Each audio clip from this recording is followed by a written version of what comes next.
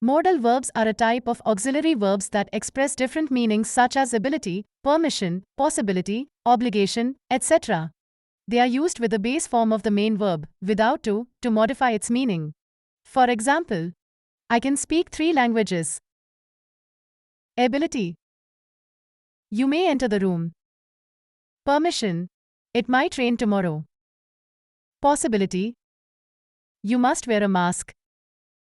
Obligation. Some common modal verbs in English are can, could, may, might, must, should, would, will, etc. There are also some verbs that can act as modal verbs in certain contexts, such as have to, need to, used to, etc. Modal verbs have some special characteristics that distinguish them from other verbs. For instance, they do not take s in the third person singular. For example, he can play the piano. Not, he can play the piano. They do not have past tense or past participle forms. For example, she could run very fast. Not, she could run very fast. They do not take an auxiliary verb in negative sentences and questions. For example, he can't swim. Can you swim? Not, he doesn't can swim. Do you can swim?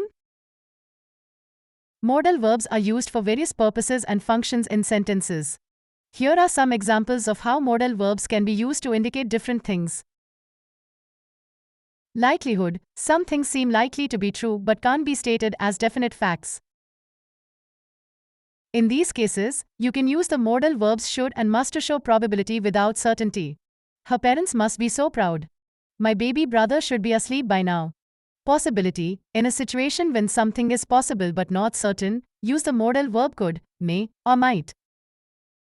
It might rain in the evening. I think they will reach Coimbatore by 8 p.m. Can you pick up my brother from school on your way home tomorrow?